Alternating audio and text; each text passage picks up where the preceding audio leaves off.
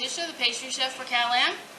Today, well actually this month is June, Soul Food Month, and National Candy Month, so I'll be doing a few of the soul food, which can be soul food recipes from the cookbook volume 1 and 2. Alright, first off, we've got Nancy Yates from Canyon Vista Superstition Juice. We're going to be making her hush puppies today.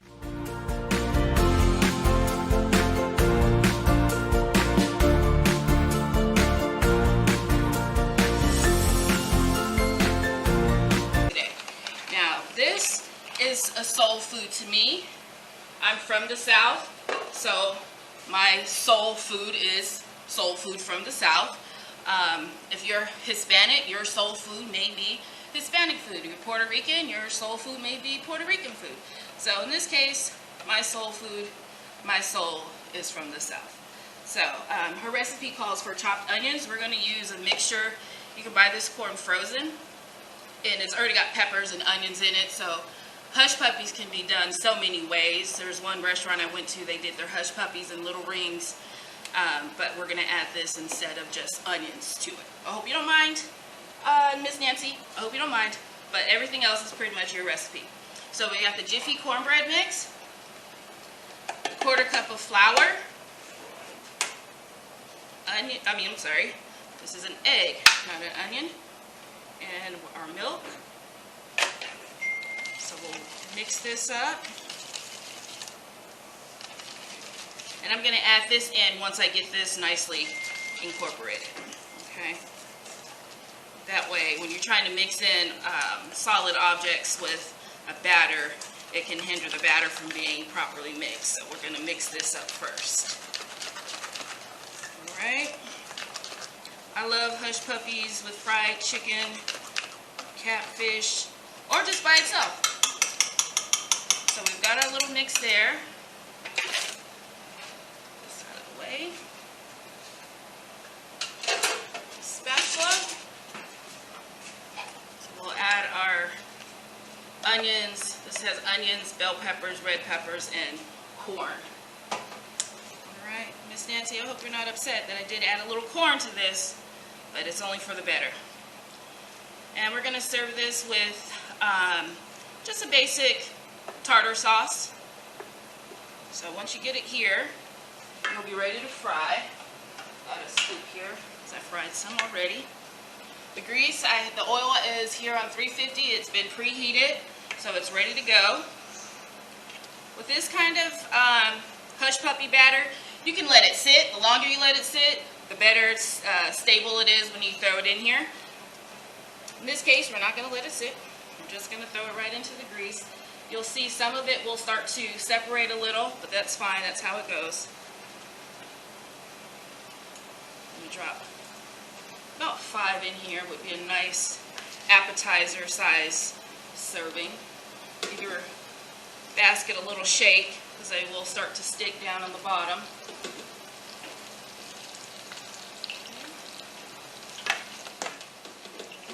5 minutes or so.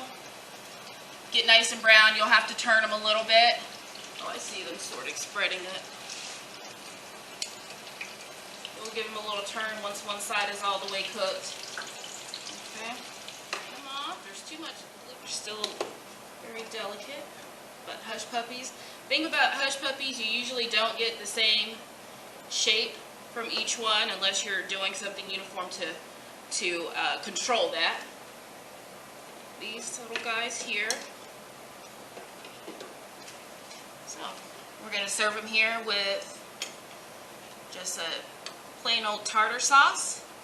And there you have the hush puppies. Alright. And that again was from Miss Nancy Yates. Alrighty. So now we're working on our entree. We've got our hush puppies.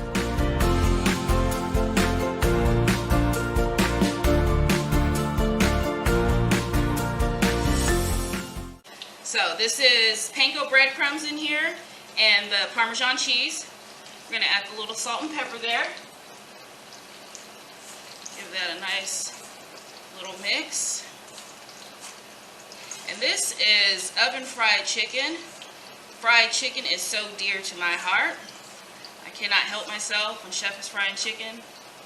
Just give me a wing, please. I just need a little piece of chicken. So this is a healthier version because we're not deep frying it. We're just gonna put it in the oven. So it's oven fried chicken. And I believe this comes from volume 2. I'm just making sure the Parmesan chunks are nice and blended with the breadcrumbs. Okay. We're going to be using the thin cut chicken breast for the fried chicken. So we've got the melted butter and garlic powder as called for on the recipe. And this recipe is from good old Rosemary Vincent from Sun Life. In that recipe, she calls for your melted butter and your garlic powder. And we'll take the chicken, drizzle into there, and then get it nicely coated right into our panko Parmesan mixture, okay? Get this in the oven as soon as possible. That way we can have it ready at the end of the class.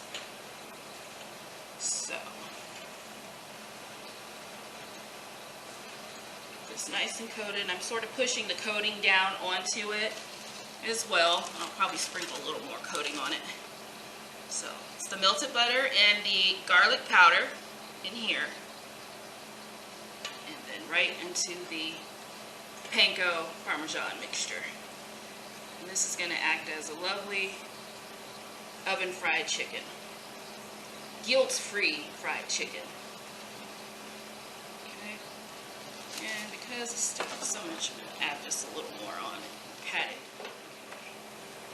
Pull those out. This is ready to go into the oven. Got the chicken already in the oven fried chicken. Now we're going to go to dirty rice.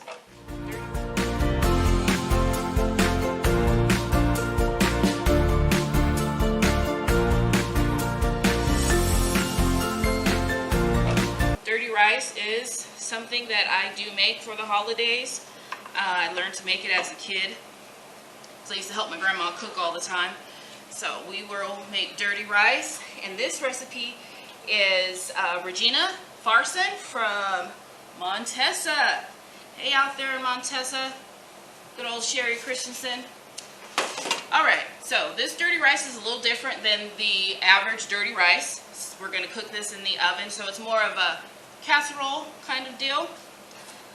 It calls for melting your butter and onions in a microwave. I did melt the butter already. We're just going to cook the onions in it with the rice. So I'll dice up this onion. So I do have to confess there, Miss Regina, fries was all out of beef consomme. I wanted to do your recipe just as it said, but they were all out of beef consomme, so we'll just use a little substitute, okay? So we'll dice up our onion.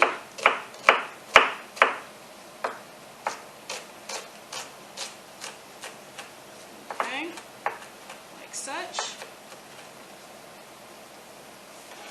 We'll add that into the butter. So you're supposed to melt this all together, and it sort of renders those translucent those onions there.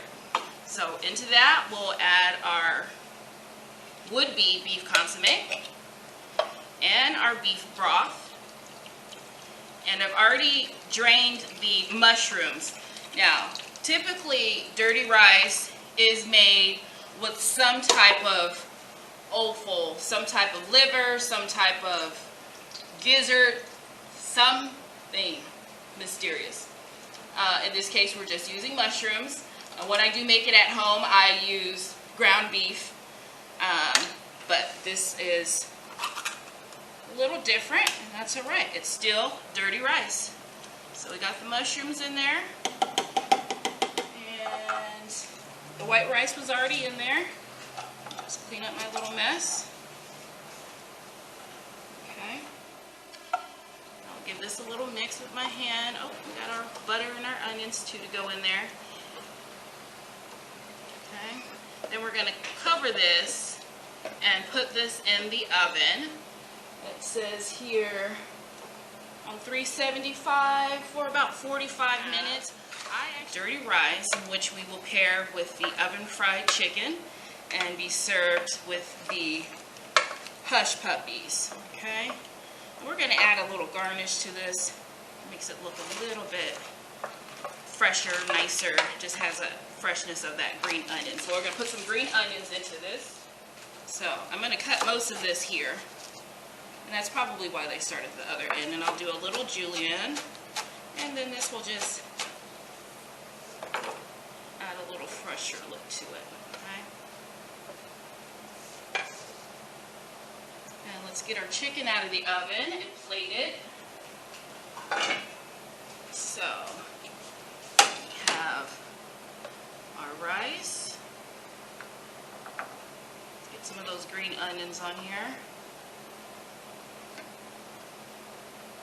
Okay.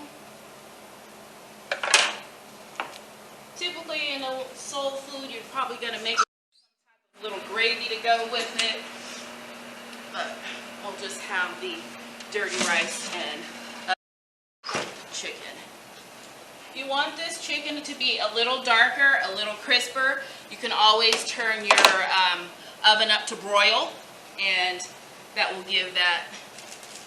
Oh, I should use a little tongue. It's hot chicken. So we have our chicken.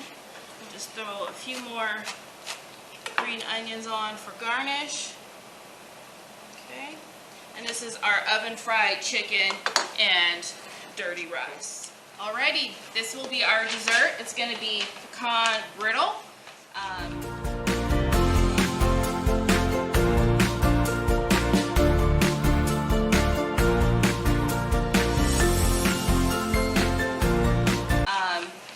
Where I'm from, you're going to eat a lot of pecan, that is the difference, but no difference in what it actually is.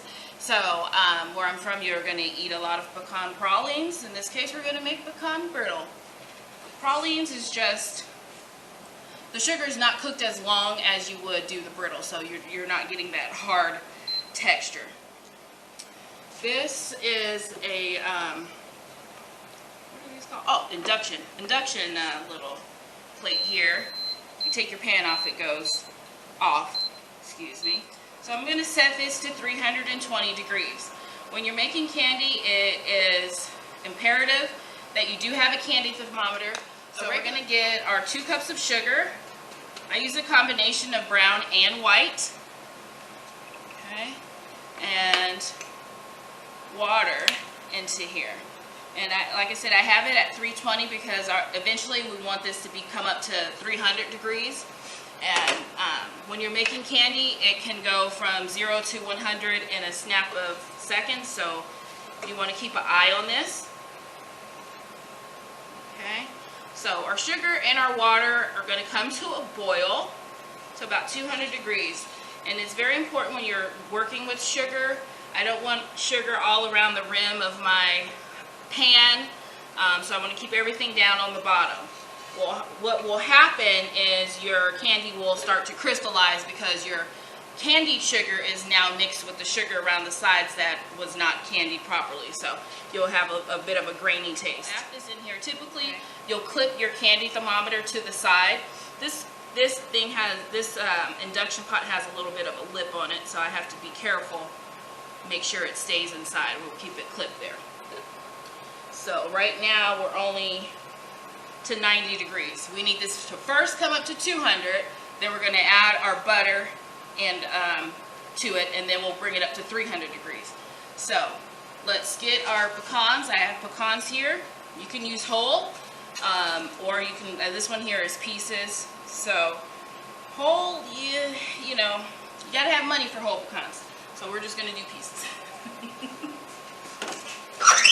And this, we still got a little chicken in there. We'll go right in. Set the timer on it. You see it's starting to boil up a little bit. It's almost to 150. And it takes quite a while for it to get to 300 degrees. So you do have to be patient with making candy. okay? Just be patient and be very careful. If you burn yourself with hot sugar, ooh, it hurts. I mean, it's going to your bone. It's going deep down. If you think about trying to get hot syrup off of you with just water, it takes a minute because it's layers and layers. So do be very careful when making any kind of caramel or candy, anything using sugar to boil. It's going to get crazy burn. I've seen the burns go deep down into, like I said, to the bone. Okay, so we're about at 200 degrees, and we will add our butter. It calls for 3 cubes of butter. And from here, we're going to want it to get up to the 300 mark, okay? Be careful with your stirring. You don't want it to pop. It will boil. While it's letting its vapors out, you will get some little water specks out, so be careful. Don't hold your face over this pot. It can be pretty tragic, the kind of burn you can get with this. Right now, we're about at a little over 200, not quite to 225. Okay? So I'm just taking little stirs. And I never really lift my spoon up out of my pot. Keep it down in there, okay? It's a wooden spoon. You want to do this with a wooden spoon.